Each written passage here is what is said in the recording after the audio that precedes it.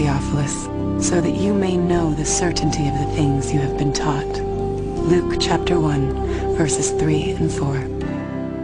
You have to understand that people in the first century valued eyewitness testimony. And this is why, from the 2nd century on, it was important to the early church fathers that the people who were alleged to have written the Gospels actually wrote them, and that they were eyewitnesses of the things they wrote. We have actually very early attestation of the authorship of the Gospels. The early church father Papias, for example, as recorded by the church historian Eusebius, identifies Mark's Gospel as essentially the eyewitness account of Peter. Well, Papias was a disciple of the Apostle John, so we are only one generation removed from Jesus himself. That's a pretty close testimony, and strongly suggesting that, in fact, the Gospels are based on eyewitness accounts. Now, of course, it's not what you would have seen if you had a video camera there, because, after all, if you put a video camera on a street corner, even in Washington, you'd get politicians coming to and fro. You wouldn't actually have a story that would make sense. You'd have a string of random, unsorted events. That doesn't mean that none of it happened, that it's all made up. It's just to acknowledge what is blindingly obvious, that it has been edited and no doubt shaped by the needs of the community, because people tell the sort of stories that they want to tell, because this matters to us urgently here and now. Most historians date Jesus' birth between the years 7 and 4 BC, and his death no later than AD 33. Jesus' public ministry began with the choosing of his disciples and lasted approximately 3 years, culminating in the Passion Week and his trial and death.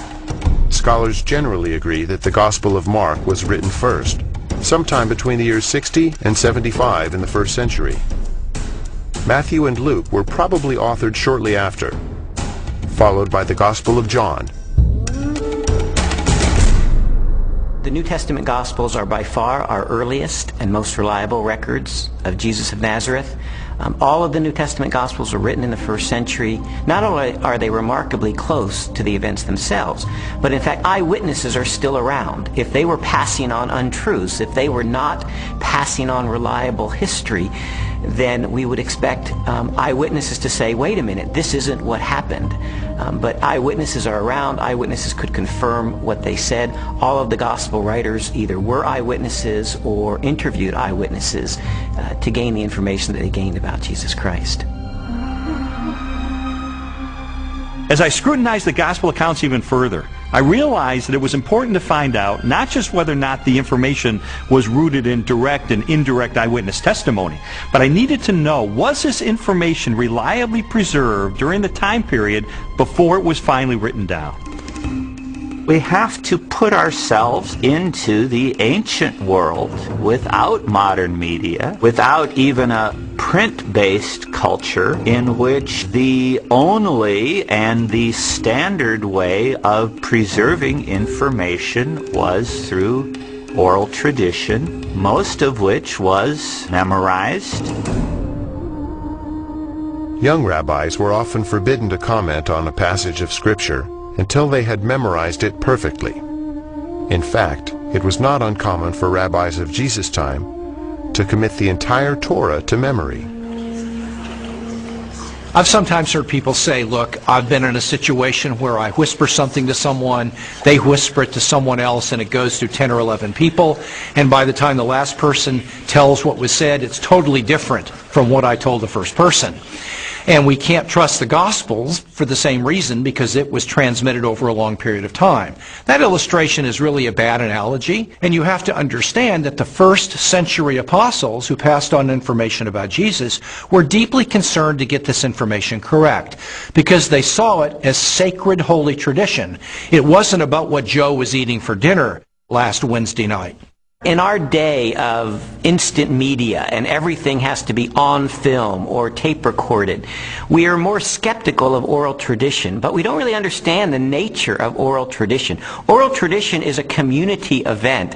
A story is passed down by individuals within that community. Well, if they get it wrong, you've got an entire community that's going to correct them. So it is self-correcting all the way. These stories were passed on reliably because they were passed on by the community of disciples. In fact, we now have scholarly studies that have been done of oral cultures, and we know that through several generations, oral tradition can be preserved and passed on without changing a thing.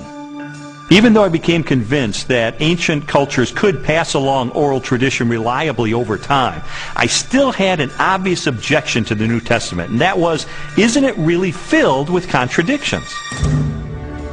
One of the issues people often raise is the question of apparent contradictions between the Synoptic Gospels, where there's a parallel story. For example, Matthew tells the story of 2 blind men being healed, whereas in Mark's account there's only 1 blind man. How can we get this contradiction? The vast majority of these apparent contradictions, however, are quite easily resolved. Mark describes only one of the 2 blind men, the one who is most prominent, obviously, or perhaps even the one who became a disciple of Jesus and became prominent in the later church. So most of these apparent contradictions are quite easily resolved. Had every single account given us exactly the same detail, we might have accused them of some form of collusion, of having gotten together and carefully planned out how they were always going to tell the story with the exact number of details, but then one doesn't have independent testimony at all. It's natural when you have multiple eyewitnesses to the same event. You're going to get different perspectives, and that's okay. You want that. What you're looking for is a core to the testimony that's the same, that's consistent, even though there may be some variation in the incidental details. If you're in a court of law and you have multiple witnesses come in and testify to the exact same thing, the first objection that's brought up is to say collusion. They got together. They orchestrated their testimony, and their credibility is shot. The earliest known copies of the Gospels were written on sheets of papyrus and scrolls made of animal skins. They are among the oldest existing manuscripts of antiquity. The Codex Sinaiticus was authored between AD 330 and 350. It contains almost all of the New Testament and a significant portion of the Old, while the Codex Vaticanus from the same era is a nearly complete Greek copy of the entire Bible. A papyrus fragment from the 18th chapter of John dates to AD 125, less than a single generation after the Gospel was originally written. When I found out that we have no original survivors of the manuscripts of the New Testament, I became very skeptical. Because if all we have are copies of copies of copies of copies of copies, then how do we know that what we possess today bears any resemblance to what the original said? We have better manuscript attestation for the New Testament than any other ancient document. For example, the Bible of the Greeks, Homer's Iliad, is preserved in maybe 600 manuscripts, the oldest of them 1,000 years after the document was actually written. The New Testament, we have something like 5,000 Greek manuscripts. So everyone agrees, whether liberal or conservative, that we have an incredibly reliable New Testament. We have thousands of manuscripts of the New Testament. We also have virtually the entire New Testament preserved in the quotations of the Church Fathers in the first 4 centuries, so that if we had no copies of the New Testament, we could reconstruct the New Testament from quotations from the early Church Fathers. Following the pattern of my investigation, my next step was to determine whether or not there was any evidence outside the New Testament that corroborates what the New Testament tells us.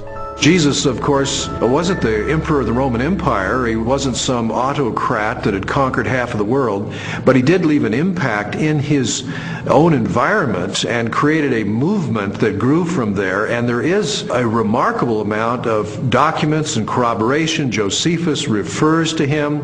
The Roman historian Tacitus refers to him. Suetonius, the political writer, refers to him. Critics refer to him. And so it's like a stone thrown into a pond. The ripples go out and everywhere are felt. It's a very impressive record taken as a whole. In AD 93, the Jewish historian Josephus published his work, Antiquities of the Jews. Scholars generally agree that the following text accurately records Josephus' record of Jesus. Now there was about this time Jesus, a wise man, for he was a doer of wonderful works, a teacher of such men as received the truth with pleasure. He drew over to him both many of the Jews and many of the Gentiles. When Pilate, at the suggestion of the principal men amongst us, had condemned him to the cross,